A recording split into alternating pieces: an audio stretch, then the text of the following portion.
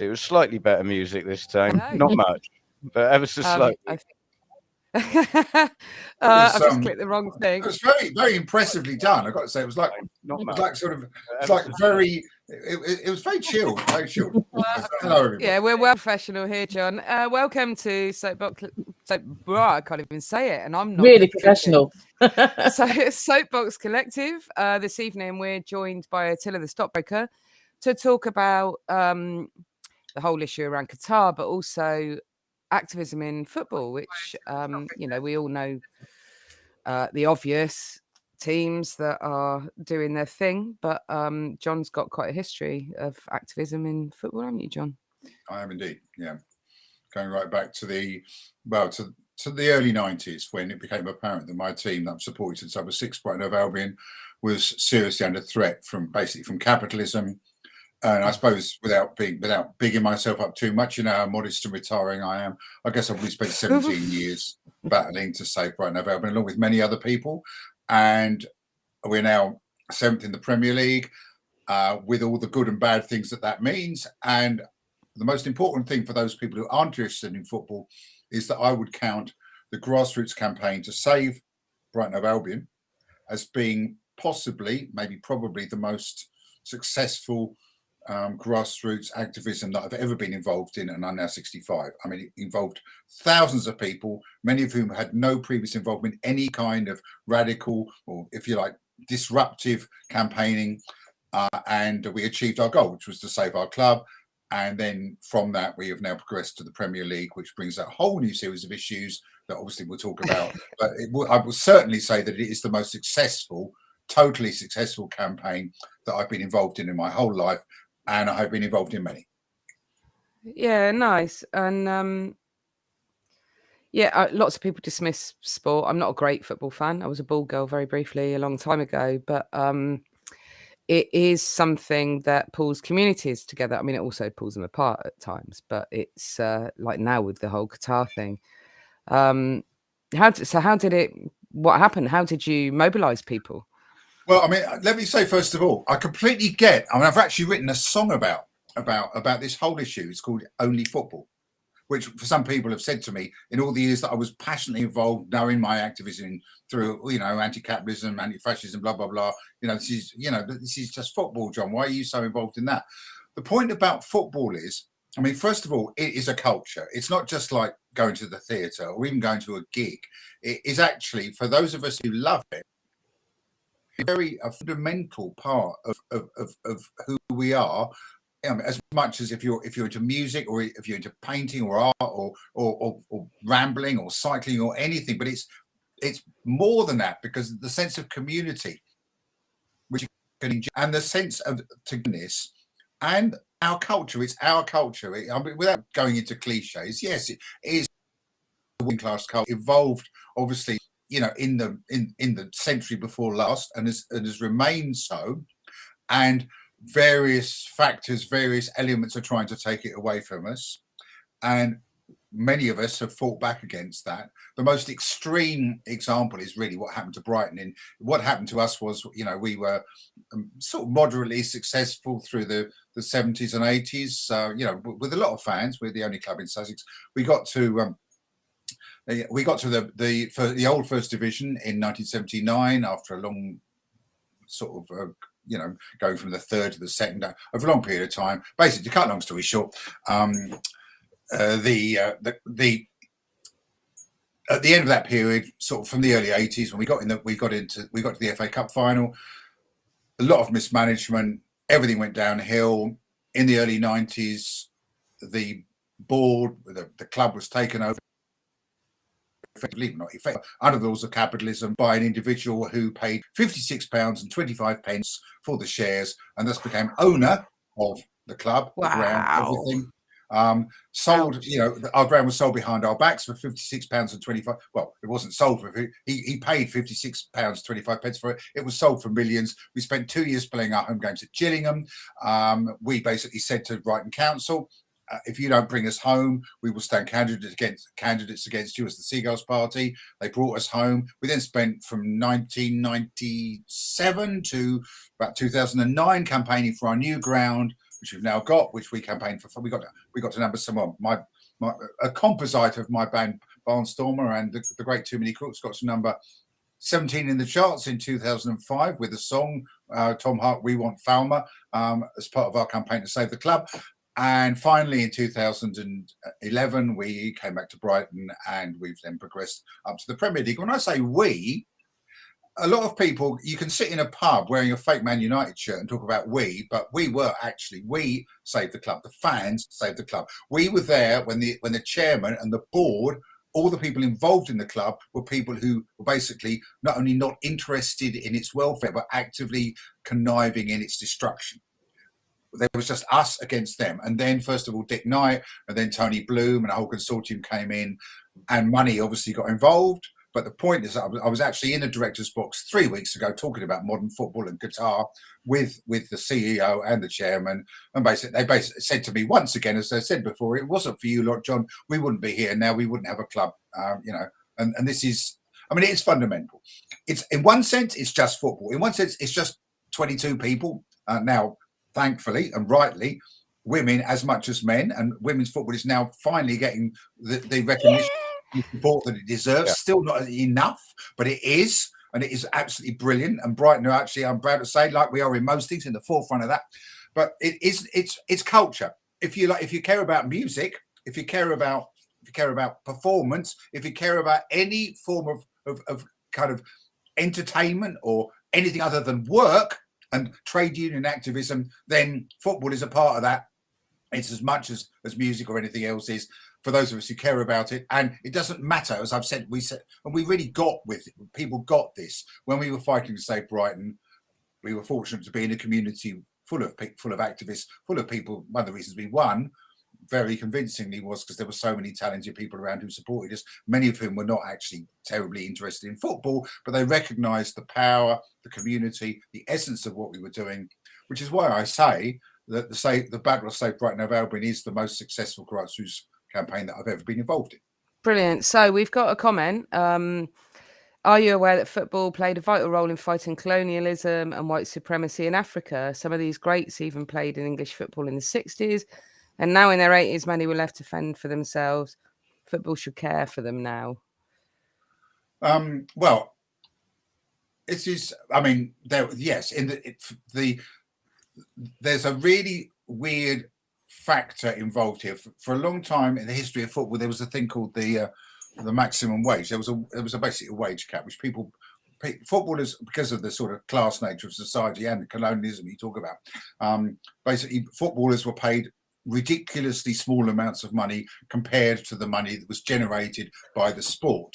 Now it's gone exactly the opposite way, not just the footballers, but the whole, more importantly, actually, because it's the agents and the TV companies and the whole infrastructure that makes even more money than the players do. So it's gone from one extreme to the other. I suppose, I presume you're talking about people like John Charles, who's the first black player to play in British football. He played for Swansea and Leeds United was the most famous club, and I'm actually named after. If you're talking John Charles, I was actually named John Charles Bain after John Charles, who was the first black footballer to gain recognition, because my dad was a huge football fan. And those who've heard my poem Ghosts and Ghosts know we talk about my father. He died when I was 10, and my greatest memory of him, my most cherished memories of him still at the age of 65, were of him introducing me to football, which is one of the reasons, obviously, that I care about it as much as I do. If you're talking about other things, if you're talking about actual players who came over from Africa in the 60s, then I'm interested to hear the people that you're talking about. I'm interested if you can give a bit more information on this. I'm fascinated because there was the pioneering black players in English football, but people who were signed. I don't recollect any players being signed from African clubs in the 60s and 70s. Please enlighten me. Anyway, I'm not quite sure what the ultimate sort of idea is going on there, but just let us know. But it's a fair point, isn't it? Like you say, there was no money in football. I mean, the point about it was that we have gone from one extreme to that. It is now absolutely ridiculous The game is absolutely been colonized. I've written many poems and songs about this.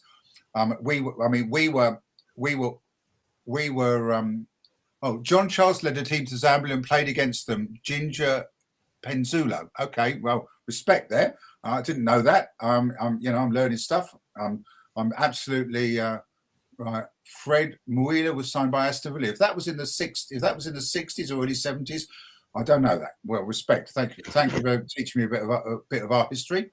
Obviously, I'm very much aware of John Charles since I was named after him. But anyway,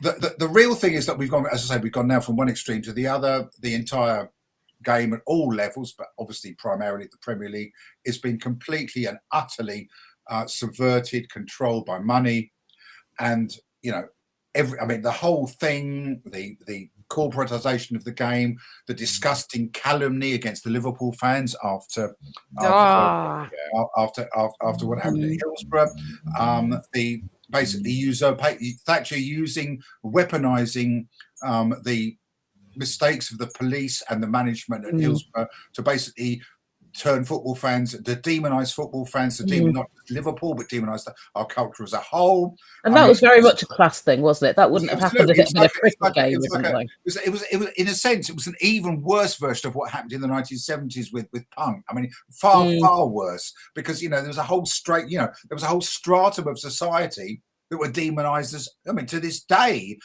we have restrictions put on us as football fans that you won't get in any other branch of entertainment. You won't get it in rugby or cricket or running or anything else. We are specific. There are specific bans and specific stipulations put on football fans which don't exist anywhere else, and it is a form of class control. And the worst example of it, I actually wrote a song about him called Retrospective Abortion, was a guy called Colin Moynihan, who was a sports minister under Thatcher in the late 80s, who had no interest whatsoever in football. His sport was that he'd been a rowing blue at Cambridge, but he came up with all these ludicrous, ludicrous sort of ID cards and all-seater stadium, all this bollocks, all this nonsense, right? I mean, the whole culture of football is part of the class struggle. Yeah. What we did at Brighton, we're really proud of. I mean, we really are proud of it. We pioneered this, and we've helped a lot of other clubs. Part of the whole thing with us is we've tried to help other clubs in the same sort of situation as us. But now there's a whole new situation going on, which is the game as a whole has been hijacked by money to an extent where, I will say that I always say now, Bill Archer in 1996, Bill Archer, who got the control of our club for £56, £25, looked at me in the eye. He reckoned he was a really hard working class entrepreneur. He looked me in the eye and he said, and because I'm going to imitate a northern accent, because he actually thought that he was going to be able to do this to us because we were soft Southerners and he was from Mella, near Blackpool. I won't read his address out anymore. I always used to. The amount of pizzas he used to get. But anyway, he lived in a village called Mella, and he said to me, "I own this club, lock, stock, and barrel, and there's nothing you half-wits can do about it." After I'd stood at his wall playing the violin, and we literally had riot police surrounding his house because three of us were making our fourth visit there, so basically telling him to get out. And after we'd taken over his village with a demonstration and taken over his local pub, and I'd put a leaflet with a poem on it through every single door in the village explaining what an arsehole he was. Finally he went and we saved the club. I mean, this is part of our history. But if you're not interested in football, you just look at that as just a bit of community activism, because we got thousands of people involved in that. And now things have moved on to a completely different level, because Archer, Belotti and Stanley, the people who nearly destroyed our club, couldn't destroy my love of Brighton Hove Albion. And what is happening to the Premier League, which makes me puke, and what is happening in Qatar, which makes me double puke, won't destroy my love of it either. I mean, it's as simple as that. But they're separate issues, aren't they? They are, but they're linked issues. They are linked. Money. The reason that Archer got control of our club because of greed and money. Qatar got the World Cup because of greed and money. Allegedly. I mean, there's no concrete sort of absolute 100%. This is what happened, but it is basically, it is pretty much accepted that the reason that Qatar got the World Cup wrong time of year, wrong country, no previous football heritage, horrible human rights record. They got it because they had unlimited money, which went to the right people in the right places at the right time. And that's why they got it. And part of the reason that Sepp Blatter, I actually know there's an anarchist called Gerd, who was part of the St. Pauli mob, who was brought in as a kind of, I suppose, basically to look everybody, by Sepp Blatter to FIFA. Look everybody, we're not the corrupt, horrible kind of organisation that you thought we were. We've employed an anarchist St. Pauli fan as one of our team. They've tried all kinds of things to get around it, but the fact is that FIFA is corrupt. That the game, the Premier League is disgusting. The money that is changing hands, the fast that's going on, the predictable procession where there are 6 clubs that just, they expect to run everything. We've been incredibly inventive and successful, Brighton. So Chelsea came in a few weeks ago. Even if you don't like football, you may have heard about this. First of all, they came in for our player of the season. Then they had our manager. Then they had the entire backroom staff. And after the World Cup, they're saying they're going to come in and have our two more of our best players as well, just because they're Chelsea and they're a big club, and they basically became fat and rich on the wealth of the Soviet people after Gorbachev betrayed socialism betrayed the Soviet Union, and Yeltsin came in and took all that money, basically took the wealth of the Russian people, gave it to a load of oligarchs to buy footballers with. I mean, as far as I'm concerned, utterly contemptible. Yeah, my brother was a Chelsea, like an avid go to as many matches as possible Chelsea supporter. Yeah, sure. And I remember him talking about definitely not like him. The point about it, the real Chelsea fans will say now that, that they preferred life in the 1980s or 90s when they weren't doing very well to just being a club that was just bought. Basically, literally, what happened was that people in Russia, in the former Soviet Union, starved and froze because the GDP of that country was basically, was carved up between a load of oligarchs, and quite a lot of it was spent on footballers. It's just contemptible, absolutely contemptible. That doesn't take the soul away from it, does it? I mean, these are all awful things. It's like with anything, when capitalism gets involved, it shits all over it. Absolutely. I mean, but there's still a soul in the game. I mean, there's a whole. Don't quite have, right? Yeah, absolutely. There's 2 dimensions going on here as well now, because for all those of us who believe in the culture and the soul of football, there is a rebellion going on about what's happening in Qatar, and certainly for me, who've always been a huge fan of the grassroots of the game, and the club that I love most of my life, and I'm 65, was a grassroots club playing in the 3rd, 2nd division. Part of the fight back at the moment for me is getting involved in White Hawk, which some people out there will definitely know about, because White Hawk is our little non-league semi-professional St. Pauli in Brighton, with 400 fans, about 250 of whom are ultras. Our sort of pioneer sort of ambassador is Sophie Cook, who was the first trans woman to become basically she was the club photographer at Bournemouth. She transitioned and was no longer the club. She didn't work for Bournemouth anymore, and she's now an ambassador for Whitehall. She was also our candidate for East Worthing and Shoreham in the 2017 election, and actually came nearer to beating the incumbent Tory than anyone has ever done. I met her at Glastonwick. I think you will have done. Yeah, absolutely. Yeah, I mean, and Whitehawk is a lovely pioneering representation of the alternative, and the fact that I'm an absolute, I will always be a Brighton supporter. And now I'm getting involved in Whitehawk as well, because that represents to me the real essence of the game at a time when it is completely sodden by money. But surely partly what we should be talking about is what's going on in Qatar right now. Absolutely, yeah. The fact that I'm sitting here talking to you rather than, I'm a huge football fan. I remember World Cup Willie. I mean, I was 9. It was like in the playground. It was like World Cup Willie. And I'm 9 years old, and I have loved every single World Cup. I've loved every single World Cup, and in the same way that I resent and loathe the way that that modern football is taking our culture and the grassroots of our game away from us with all this money.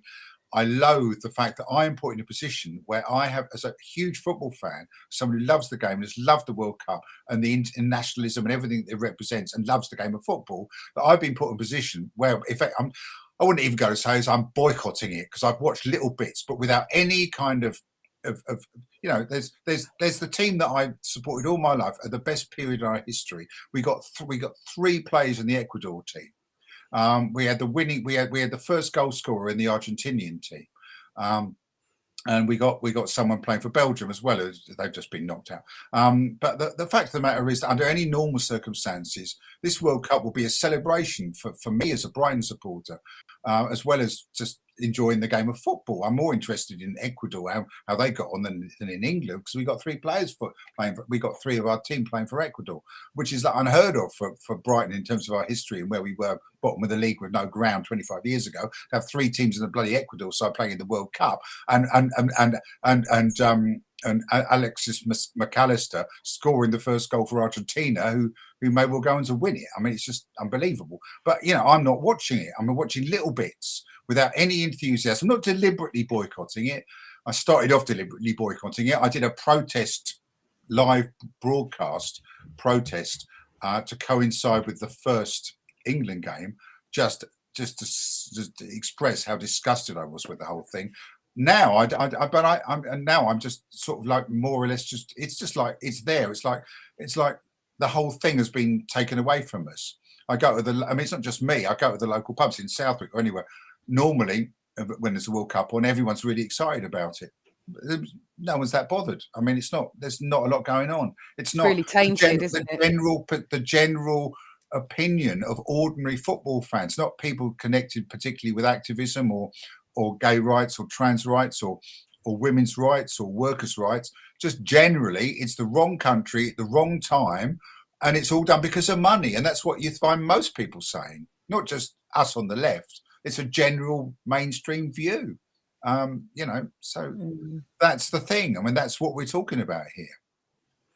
Yeah, I mean, I'd normally watch it and cheer for whoever the underdog was who wasn't going to get through. But yeah, I can't bring myself to. And, there's some contention over the figure of how many workers died, because Qatar are putting it out that there's only like 3 or 4 people died. I think they've accepted about 300. I think, but they're not amnesty. They're not factoring in people who have died building the hotels and all the other provisions, and the workers who are malnourished and going back to their countries with horrific. They're not looked after with health and safety provision and stuff. Lots of them are going back and dying from lung issues and things like that. So the figures vary depending on what you read. But the bottom line is that it's a country that is neglectful of human rights. Absolutely. And if you're not in their hierarchy, then you don't count. You're nothing. Absolutely. Yeah. We've got a question from Linda saying, should football fans be talking about boycotts of Chelsea, Man City, etc.? I guess that's because of being complicit in it, I suppose. Well, I mean, the whole it's another issue. I mean, it's a linked issue. The whole Premier League thing. I mean, it's if you're a fan of one of the big clubs that have made all this. They've got basically. If you don't know any or don't like football, or not interested. In fact, how it works now is you've got 6 clubs. That's Liverpool, Manchester United, Manchester City, Arsenal, Spurs, and what's the Arsenal, Spurs, and somebody else. I can't quite remember at the moment. Liverpool, Manchester United, Manchester City, Arsenal, Chelsea. Spurs, and Chelsea. That's it. That's the other one. Of course, I tend to forget them because they nicked half our team and our manager and everybody else, who reckon that they are the big 6, and they're the ones that all the agents and everyone around the world wants their players to play for, and everybody else is basically regarded as a feeder club to that. Now, like society, really. Then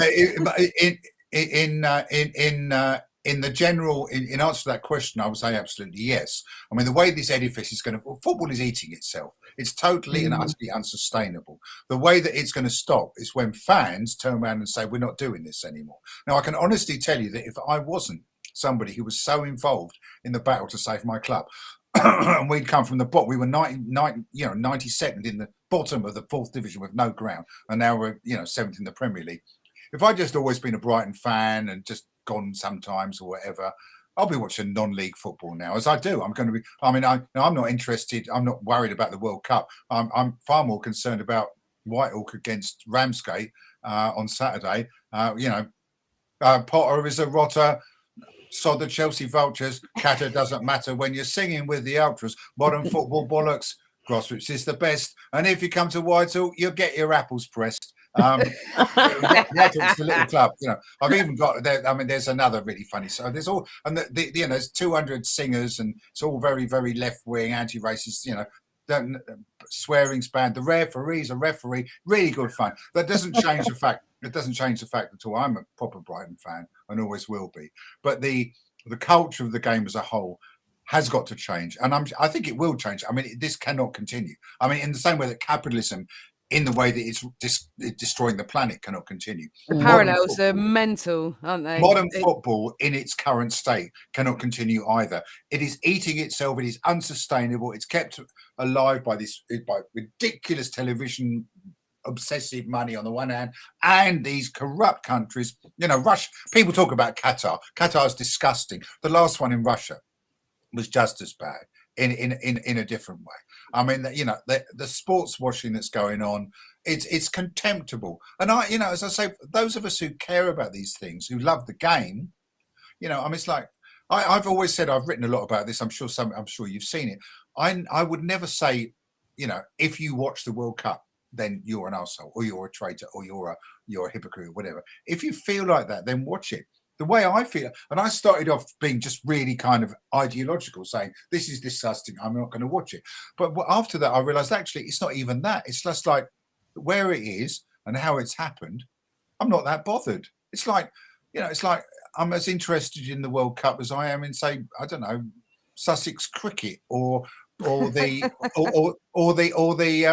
World Chess Championship. And that isn't saying I'm not interested in it, because I love chess and I'm quite interested in cricket. But I'm not passionate about it. It's just something I have a mild interest in. And that's how I feel about this World Cup. And that is it's so unbelievably different from how I felt about every other World Cup in my entire life that it's impossible to describe. And that is modern football did that. Modern football took that away from, not just from me, has taken that away from millions of us all over the world. Because as I say, what I see around me, as a proper football fan who remembers an awful lot of World Cups because of my age, the general atmosphere, level of interest, level of engagement in this World Cup is monumentally less than in any other that has previously existed in my lifetime.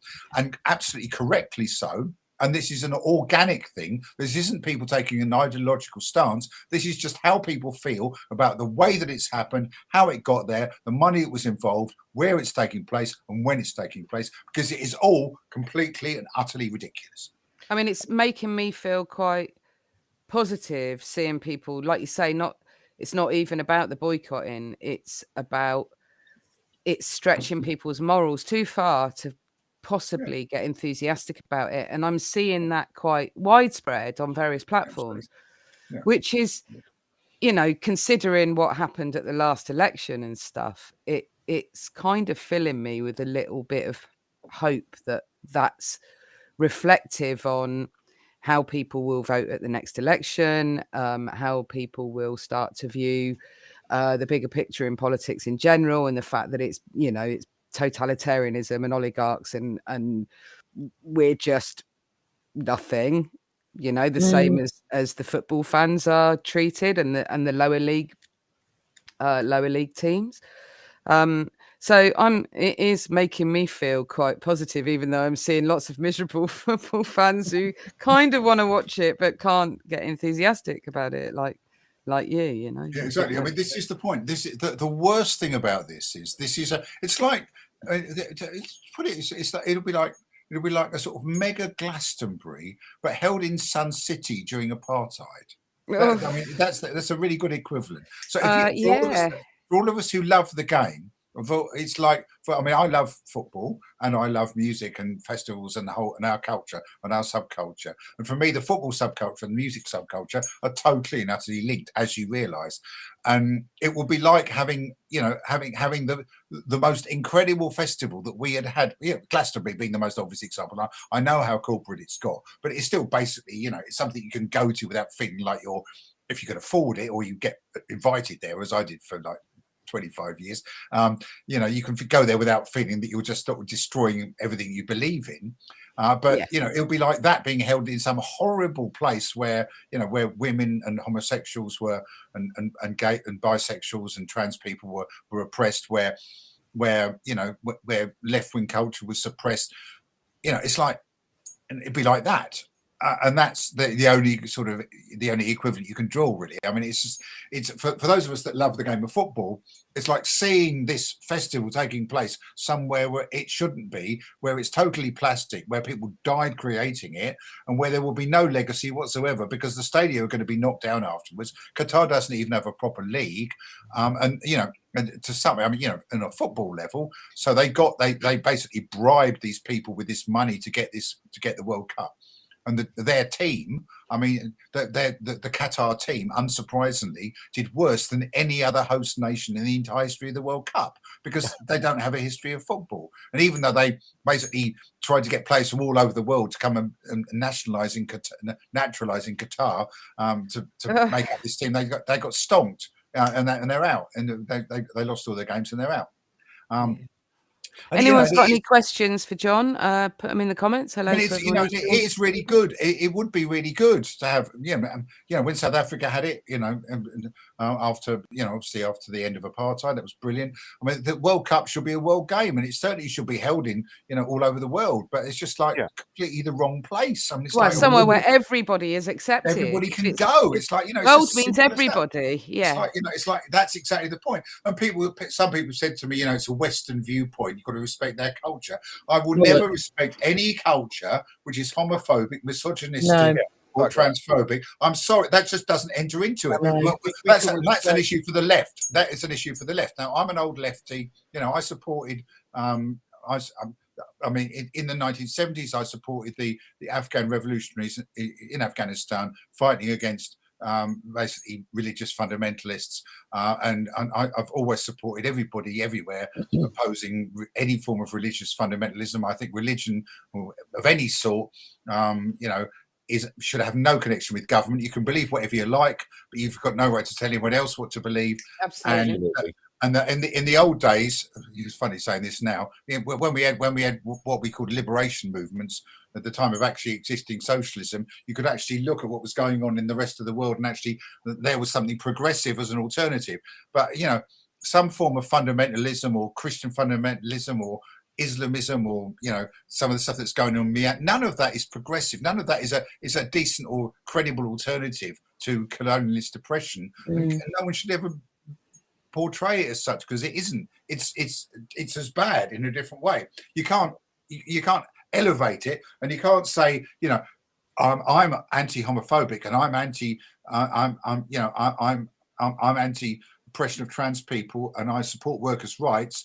But you've got in that country or that country or that country where they don't. It's different because because that's their culture. Sorry, your morals aren't conditional, are they? That's the thing. Your morals are your morals. Absolutely. For me, all that stuff is completely and utterly non-negotiable. Yeah. And if someone wants to say that I've got a Western-centric view, then bollocks. I mean, I should be grateful because my genitals weren't mutilated when I was 12. That's basically what those people are saying. And I wasn't married off to some dirty old fucker to have his way and be one of 20 wives. That's not all right. Absolutely. Yeah, no, that shit's okay. What do you think about FIFA not letting the players wear the armbands? Yeah. Well, I mean, it was absolutely that was predictable, because if FIFA had received a load of bribes for people not for that to happen, then they were going to do what the people who gave them the money told them. What was really contemptible was the way that the teams capitulated. I mean, it was just ridiculous. I mean, at the same time, these are footballers, it's the greatest tournament in the world. It's the pinnacle of their careers. However much they're paid, they are, mostly working class blokes who are doing something that they're really good at. And they are told that if they wear this armband, they're going to get booked or sent off. So it's a sporting punishment. It's not like your club is But that's shocking. Your nation is going to get penalised. They're saying, to the captains who wear the armbands, if you wear this armband, you're going to get booked and you may be sent off. So of course. So where was that in the rules? It was exactly. It was disgusting, and it's one of the many things. I mean, one of my hopes is that the fiasco of this World Cup will actually bring about some form of, if not collapse, at least realignment in what modern football is and the role that money plays in it. I mean, because when I went, I wrote a lot on social media and in the Morning Star about this, and I sent the piece that I wrote to the CEO of Brighton Hove Albion, and he invited me because obviously I know all the board and everything, because basically it was us that sort of got them there in the first place, to be blunt. And I said at the end of this, if somebody like me, who spent 15 years fighting to save club that I love, who's like walking away from football because of the role that money is playing in it, then the game is sick. And that really made an impression. And I will tell you that Brighton Hove Albion is totally opposed to the thing taking place in Qatar, and none of the people who would normally go, like our CEO and our chairman, they haven't gone. They normally would, but they haven't gone there. They're boycotting. I'm sure they still watch it, but they're boycotting actually going to the games. It is contemptible. And as I say, there is an absolute alternative. Football is still absolutely beautiful at the bottom end. On Saturday, I'll be going to the enclosed ground in Whitehall. Probably about 400 or 500 people. Isthmian League South, semi-professional, lots of singing, lots of silly chants, very, very progressive, anti-fascist, anti-racist, anti-sexist, very pro gender identity, punk rock, yeah, beer, brilliant. lots of real ale. I mean, that is the other side of it. So just a little plug for Whitehall FC and Dulwich Hamlet and Clapton and the Clapton Ultras and there are many other teams as well. There's just the three that come into my mind now after having had a few pints, having just done my tax. See, that's where the heart is, right? I mean, we touched on St. Pauli as well, who are obviously, but St. Pauli's the obvious. That's the starting point. I mean, I first went there in 1990. I've done about 30 gigs in St. Pauli. I mean, I've just done an advert for their museum. I mean, that is the stuff that St. Pauli are the sort of the Urstein, as you'd say in German, the grounding stone of anti-fascist punk rock, and the best T-shirts as well. But over here, we've also got Forest Green, who my son supports, who we were talking before we came live. Their sustainability. I mean, they're promoting the veganism. I said to you before we came on air, to have bamboo kits and stuff like that. Absolutely. Why aren't more teams following suit? Well, they're beginning to. At Brighton, we've got. There's lots of sustainable sort of stuff going on in terms of the sort of recycling and the solar panels and all the sort of stuff. The sort of stuff that you can do without it becoming too without it becoming too complicated or controversial in the first instance. But Forest Green are absolute pioneers, and I was going to go and see them. My local team. They are absolute pioneers in that, in the terms of the bamboo kits, vegan food in the ground. These are the sort of things that it's very much easier to do Whitehall. I mean, it's like like we had apple pressing, blood pressure checks. But every game is a collection for the food bank. I mean, it's modern football's rubbish. It's just a load of wank. And if you come to Whitehall, bring stuff for the food bank. I mean, yeah, absolutely. Talking of which, as a segue, John has put up on his page, on the Attila the Stockbroker page, a link to one of his local food banks. So if you're watching live or later on, if you fancy dropping a couple of quid to them, or your if local I can join this, that'd be great. Well, I said to go before I came out, because obviously I actually, as I say, to coincide with the first England game of this World Cup, as a protest, I did a live broadcast in Ada East Food Bank, and if you go to my Attila the Stockbroker page, you'll see the link there. to Ada East Food Bank. I've also put that link on the description on the live stream on well, YouTube. thanks. Yeah, If it's just like whenever I do one of these sorts of things, whenever I do one of these sort of online things, I always think it's a good idea for to sort of just give people the opportunity, if they can afford it, to make a contribution, because we all know how shit times are for people right now. Well, food banks have saved my ass in the past, and they really are important. So if anyone can drop a couple of quid there, that'd be awesome. Unfortunately, we've got nurses using food banks at the moment because they're not being paid enough. Right, we've got some comments. Nicola asked where the next World Cup was going to be, and Animal answered, "Hello, Animal. USA, Mexico, and Canada." So, yeah, I mean, USA games, their record on abortion and other things at the moment is I was wondering if I'd watch that either myself. You know, will there be the same sort of outcry about a World Cup being held in America with all that's going on over there? With, you know, I mean, let's face it, the highest. I don't think you can compare what's going on in America with Qatar, because at least you have a very, very vibrant, organised opposition, and in many states of the US, I mean, many states they have abortion rights and gay rights enshrined. America is now a balkanised country.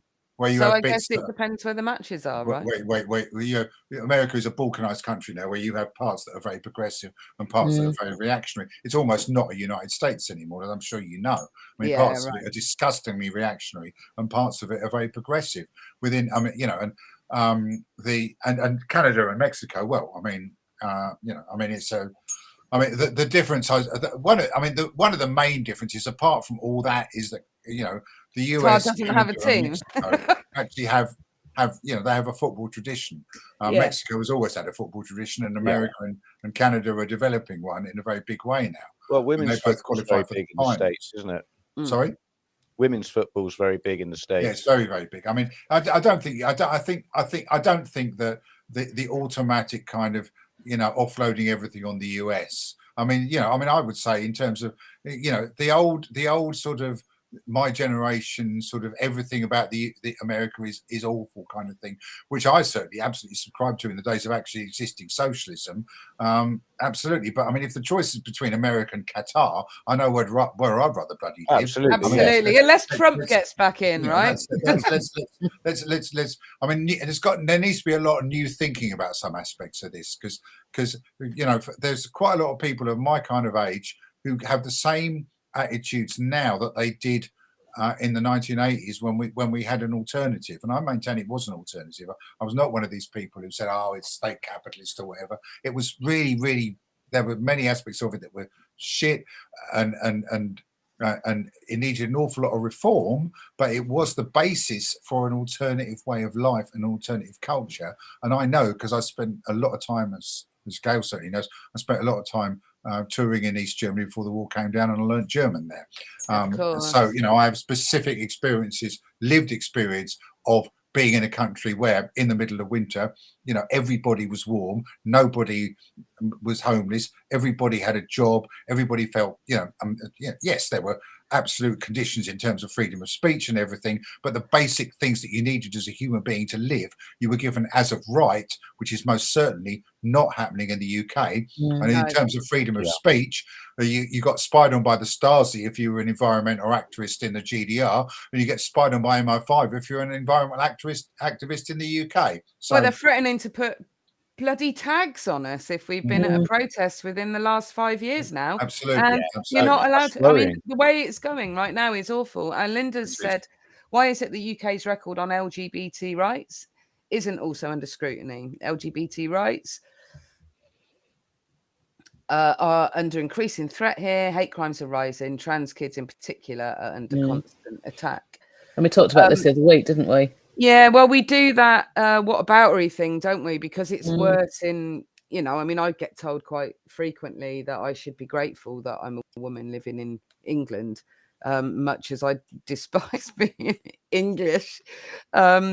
Because, like I said earlier, I'm not having my genitals mutilated. I don't have to walk several paces behind a man and all the rest of it. And women have got it much harder elsewhere. But we're supposed to be leading the way, right? With with progressive equity and equality, and we're definitely not. No, We're going backwards at an alarming Absolutely. rate. Yeah. I mean, there's no justification for that. I mean, I think there has to be comparative clarity about this, and you know, and allowing yourself to be weighed down by guilt about coming from the West or from England or the US or wherever. The fact of the matter is that these rights that we campaign for, all of us, are, you know, they're non-negotiable, and they're not. The whataboutery should not be associated with them. And while we can say on the one hand, of course, you know, that we know the history of the country that we come from in terms of imperialism and the disgusting things that have been done in its name for the last 3 centuries, that doesn't mean that in opposition to that reactionary, disgusting, homophobic, transphobic sort of attitudes, behaviour, and governmental practices are somehow justified or even tolerable, or even should be the subject of whataboutery. I mean, well, they're forms of fascism, aren't they? You know, and we are anti-fascist, so we keep fighting it. Right? That's it. Absolutely. No, talking of anti-fascism, football lads and lasses against fascism seem to be doing some great work fighting against the far-right incursion in the stands. So that's cool. Yeah, I mean, absolutely. I mean, there's some places that have there is a problem with it in some areas. We fortunately at Brighton, we've always been we've been Nazi free for a long time. I'm sure. Well, I know there were 1 or 2 mumbling into their beer, but you don't get anyone actually coming out trying to make any kind of obvious statement about it. But in some areas, especially the smaller clubs, because it's sometimes even at non-league level, you get problems with it. But I mean, you know, but yeah, I mean, we are, compared to mainland Europe, actually, in, you know, England, Scotland, Wales are a lot better than, sadly, than what's going on in mainland Europe now at the moment, because there's an awful lot of very, very far right activity happening at quite a lot of big mainstream clubs across you mentioned Europe. Scotland. There's the whole kind of religious contention in Scottish football, isn't there? I mean, is that still as serious as it was? Or? Well, yeah. I mean, I mean, obviously, I don't live there. I know. I mean, I have contacts. I know I've got people that like my stuff, and I perform up there. I mean, yes, it is. I mean, I know people from. If you like, take the divide of Rangers and Celtic. There are many, many good anti-racist, anti-fascist comrades who support Glasgow Rangers. You know, to describe it as being a sort of a left-right thing is absolutely not the case at all, because there's, you know, there is the loyalist tradition is obviously reactionary, but it doesn't necessarily mean that they're racist or whatever. I mean, there was you know, I've done a lot of gigs in Northern Ireland and met quite a lot of people from the kind of unionist community who, despite having them, you know, being unionists, were also anti-fascist and anti-racist. I mean, the Progressive Unionist Party was sort of set up on that basis. So it's certainly not simple, but I mean, obviously Scotland is beset with this particular historical issue. You know, fortunately, religion is dying out in England. I mean, I was heartened to see that for the first time, I think a majority of people did not describe themselves as Christian, which sort of right-wing newspapers and people that aren't very clever would talk about, oh, they're taking us over. Well, actually, the reality of it was, of course, was that the reason for that was that the majority of people saying they're not religious at all, they're not interested in religion, or Jedi, you know. And it's like, you know, it's like, and I come from, you know, and I will say at this point again, you know, I come from a background of my mother was a Christian socialist, my wife was a Christian. I mean, you can be a Christian and do really, really good things. It's not exactly the same way, obviously, as you could be a Muslim and do really, really good things, or a Hindu or any of the others. The point about it is that you shouldn't even need to say this, you know, as a sentient human being, that these beliefs in whatever you want to create, okay, fine, believe whatever you want, but don't take it into government and tell other people that they've got to live their lives by what you are saying is your belief, because that is complete nonsense. Or schools, I mean, schools. Actually. Yeah. There shouldn't be any religion in schools. Absolutely.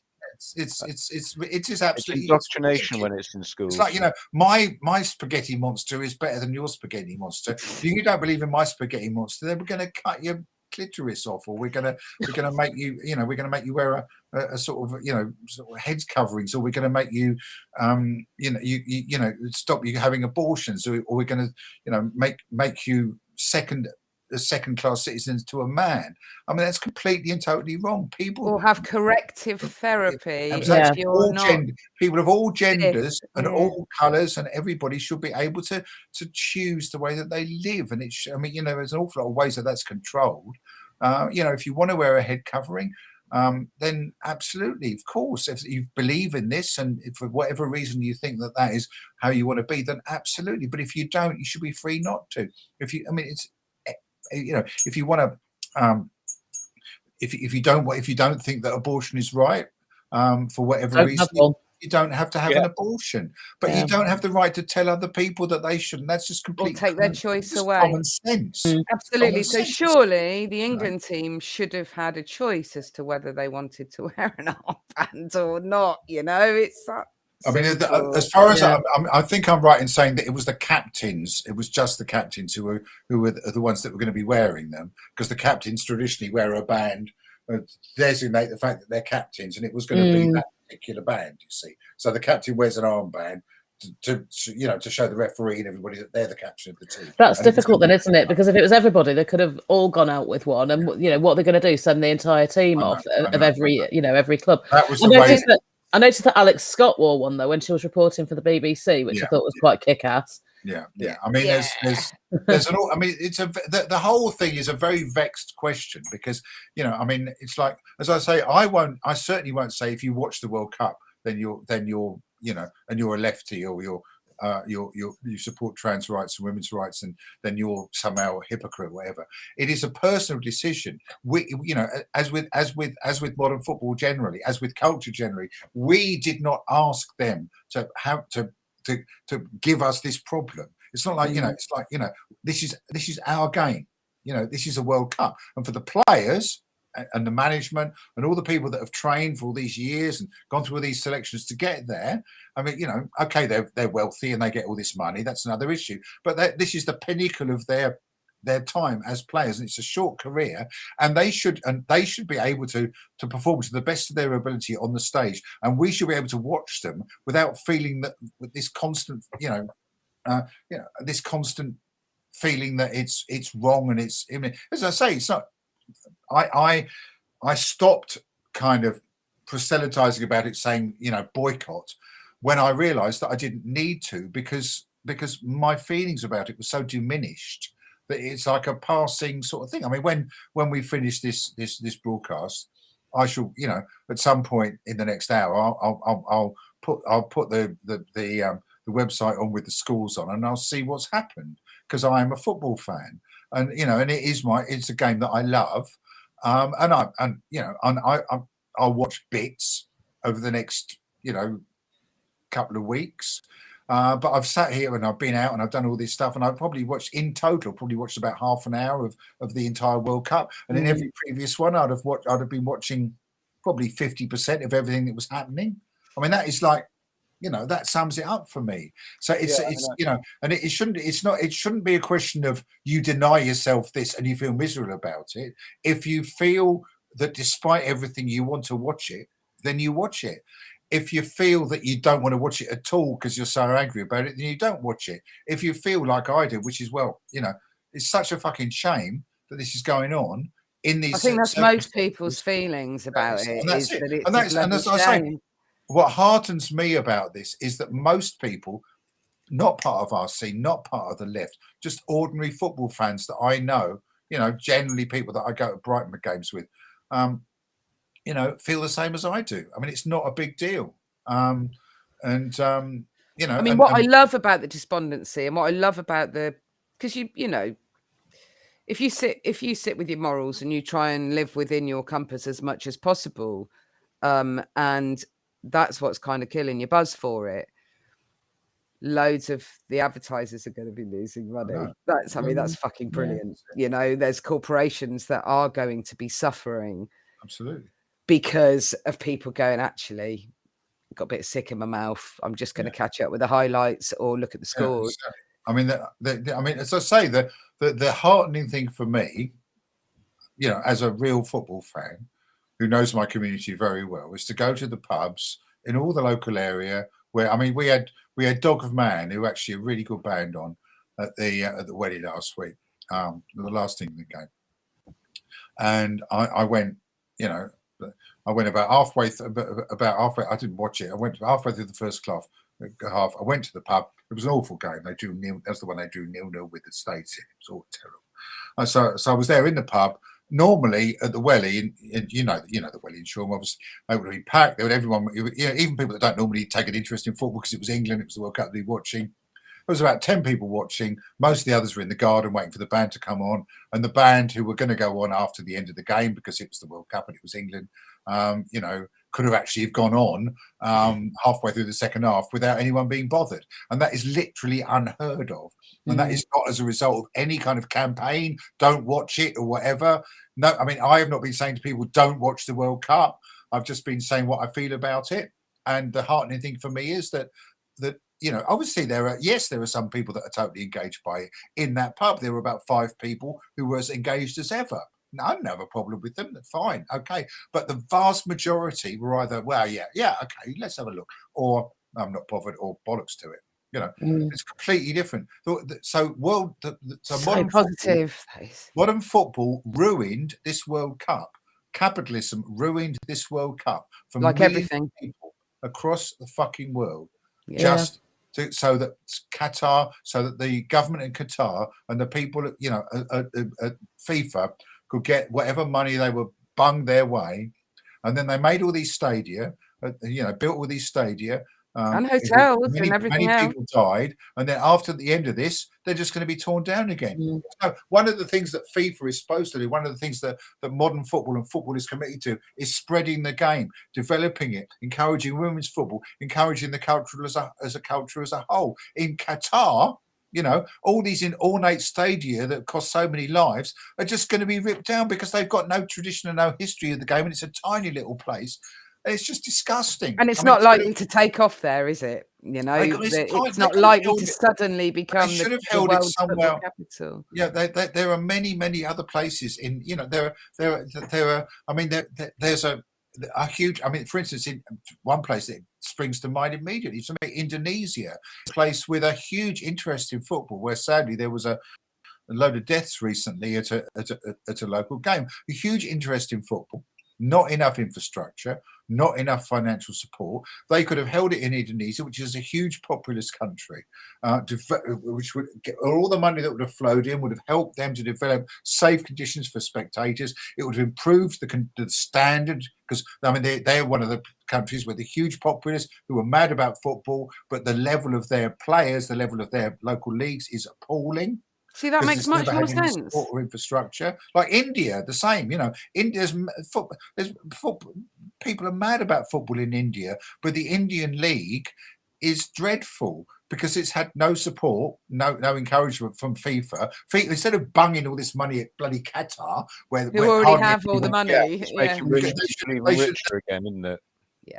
Invested in one of the populous countries, in Asia or Africa, which could incredibly benefit to bring, there's all these people who want to play football at a really high level. At the moment, the Indian League, I mean, basically, when Brighton weren't that good, some of our players, when they got into their 30s and couldn't make a living in out of football, in the professional league in England, they'd go over and play in India, and good luck to them. They'd make decent money, but I mean, it was like a sort of place where there was no proper, real good coaching or investment, and that's the sort of place. I'm talking as a football fan, as someone who knows about the game.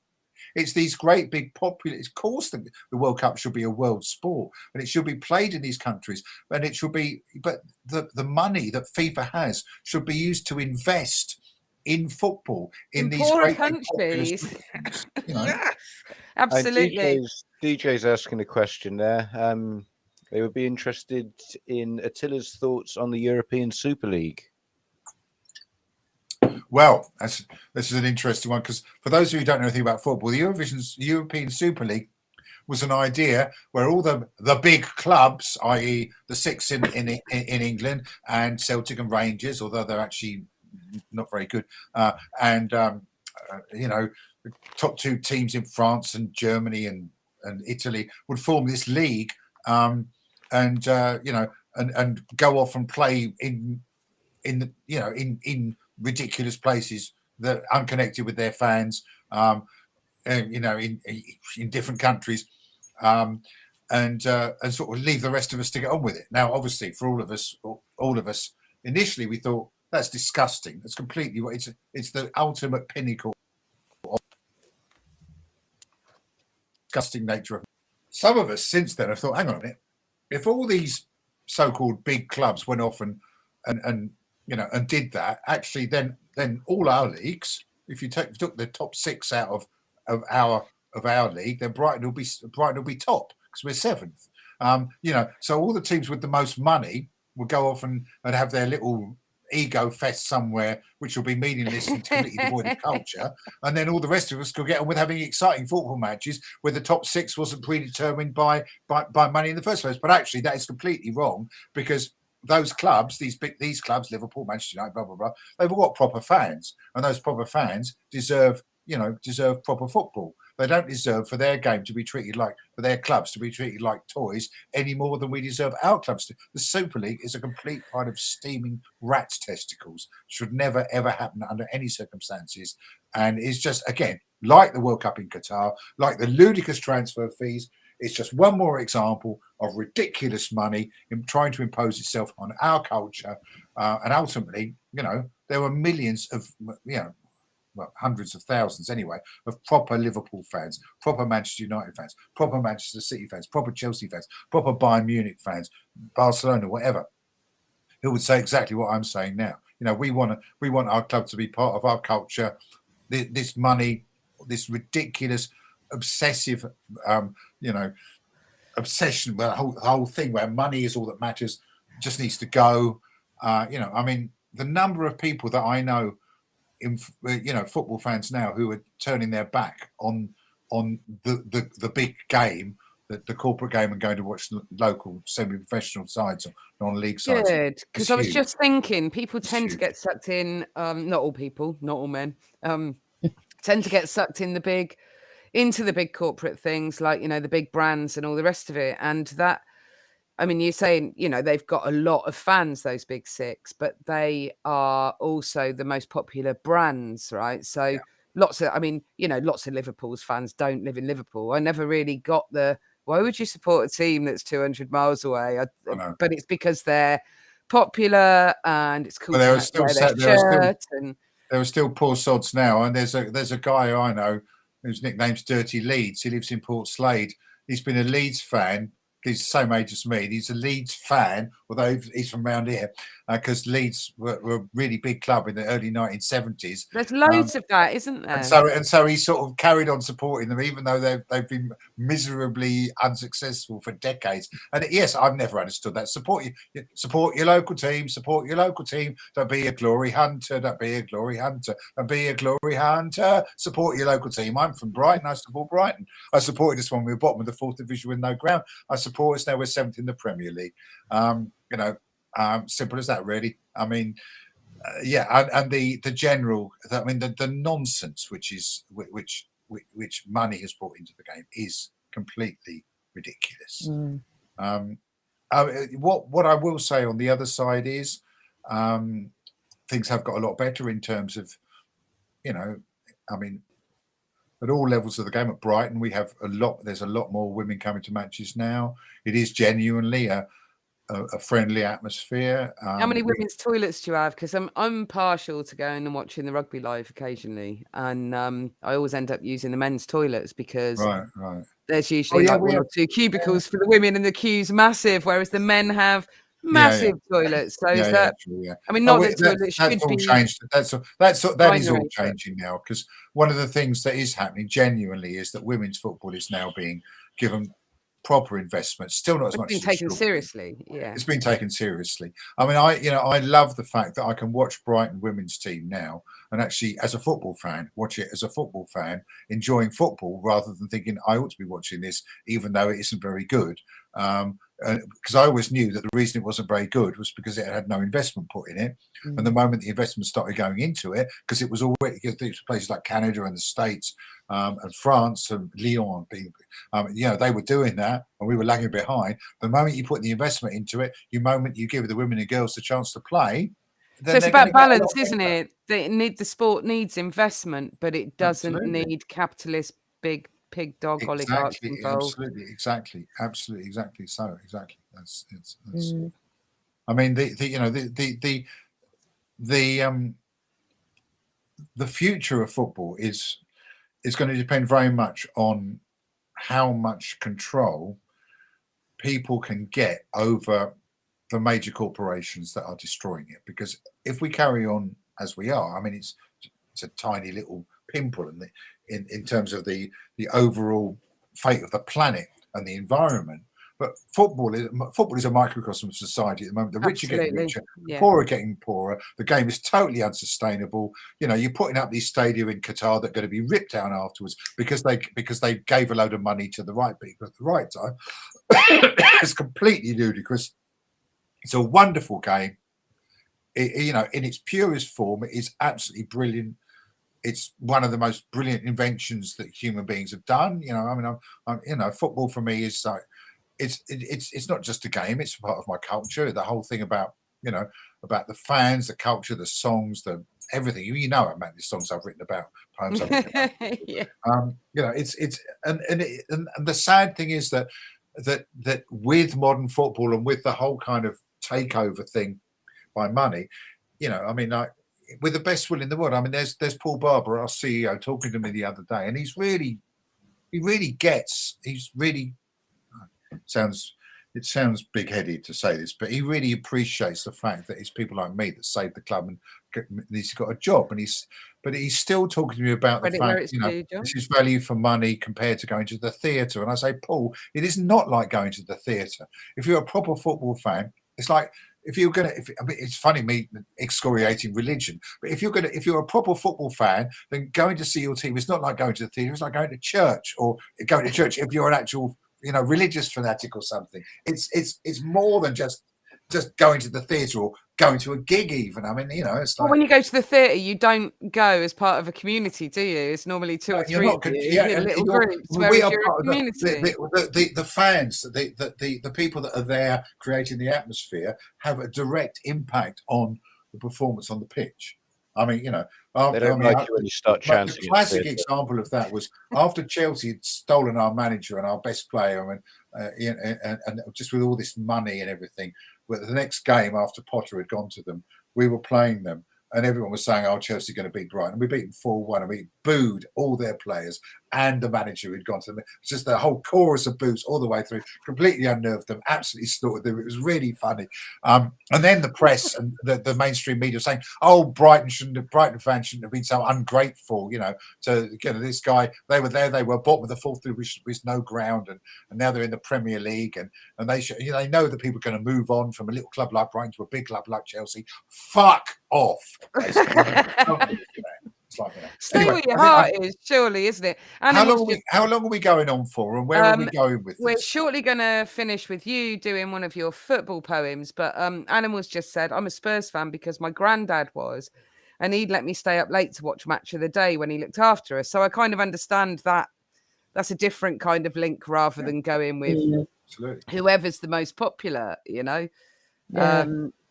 I like DJ's comment. Budweiser losing out on the no beer rule is pretty funny. Yeah, last minute they cut all the beer off. I mean, I was seeing various venues around the UK. I wrote about this because there was no beer at the World Cup anyway, because Budweiser isn't beer; it's the urine of Satan. Yeah, absolutely. But there were when the devil goes to the toilet, Budweiser comes out at the end of his knob. I mean, it's like £12 a bottle for Budweiser. What?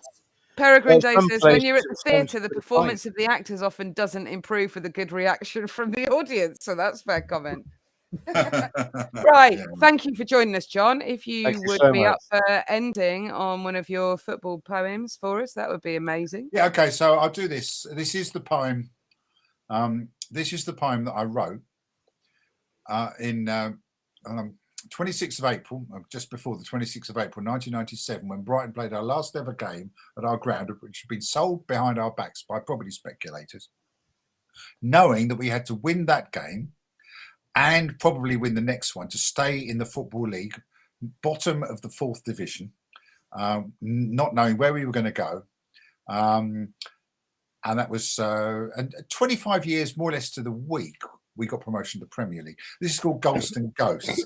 It's in the it's in our supporters bar in the new stadium. When we finally got the stadium we fought for, we negotiated various things like proper beer in the ground.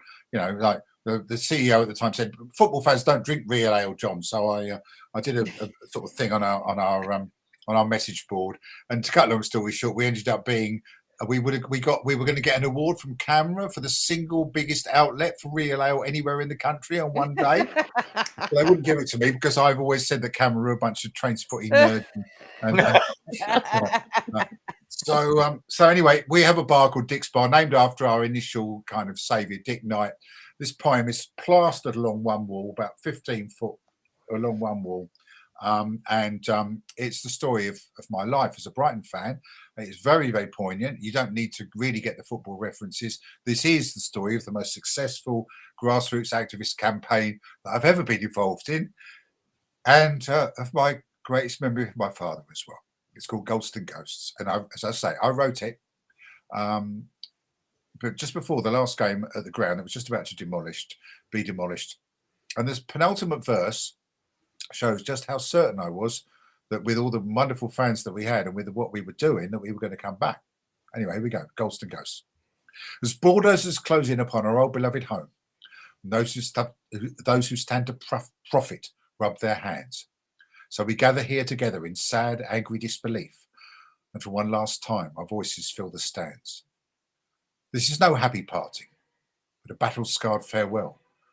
Our victory hopes are mingled with the tears. And I, for you, will stand here as the final whistle blows, with memories which echo down the years.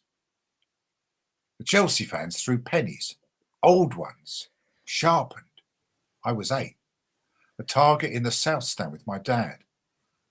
And he got rather battered as he held me close and tight and confirmed my view that Chelsea fans were mad. And there, on those old wooden seats, I learned to love the game. The sights and sounds exploded in my head.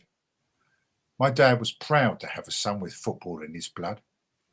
But 2 short years later, he was dead. 11, I went on my own. My friends liked chess and stuff. Now, don't go in the North Stand, said my mum, but soon I did. Kit Napier's corner curled into the net. Oh, God, the Bournemouth boot boys, better run. Then Villa in the big crunch game, the 30,000 crowd. Bald Lockhead scored, but we still won the day. Then up and straight back down again. Brian Powney, brave and squat. T-Rex, DMs and scarf on wrist. Okay? And then the world was wonderful. Punk rock and Peter Ward, with sidekicks Spider Mellor, tall and lean. The legendary Walsall game, promotion, riding high. Southampton Spurs, that stitch-up was obscene. The final glorious victory. Division 1 at last. Arsenal, first game, its fevered expectation. Those Highbury gods tore us to shreds. We learned our lesson well. Steve Foster was our soul and inspiration. Man City came and Jerry Ryan waltzed through them to score. And mighty Man United bit the dust. Notts Forest and that Williams screamer nearly broke the net. The Norwich quarter-final, win or bust. And after Wembley, Liverpool were toppled one last time. The final curtain on those happy days. And then the years of gradual, inexorable decline. Sadly for some, the parting of the ways. But we stayed true as glory days turned into donkey's years. Young, Trusson, Tiltman, Farrington, Eeyore. A Wilkins free kick nearly brought us hope. It was not to be. The rot was deep and spreading to the core. We found our voice and Lloyd was gone. Hooray, but worse to come. Though just how awful we were yet to know. Dissent turned to rebellion and then to open war, as on the terrace weeds began to grow. The Golston soul behind our backs. Enraged, we rose as one against a stony northern businessman. We drew a line and said, enough. And as the nation watched, the final battle for our club began. We fought him to a standstill, fans united, all for one. The nation's colours joined, a glorious sight. And finally, the stubborn, stony archer moved his ground and gave way to our own collective night. The battle's only just begun, but we have won the war. Our club, though torn asunder, will survive. And I salute each one of you who stood up and said no and fought to keep the Albion alive. And one day, when our new home's built and we are storming back, a bunch of happy fans without a care, we look back at our darkest hour and raise our glasses high and say with satisfaction, we were there. But first we have to face today, the hardest day of all. Don't worry if you can't hold back the tears. We must look to the future in dignity and peace, as well as mourn our home of 90 years. For me, the Goldson has an extra special memory of the football soul I so briefly had. He christened me John Charles and taught me to love the game. This one's for Bill, a poet, and my dad. Cheers. Hey.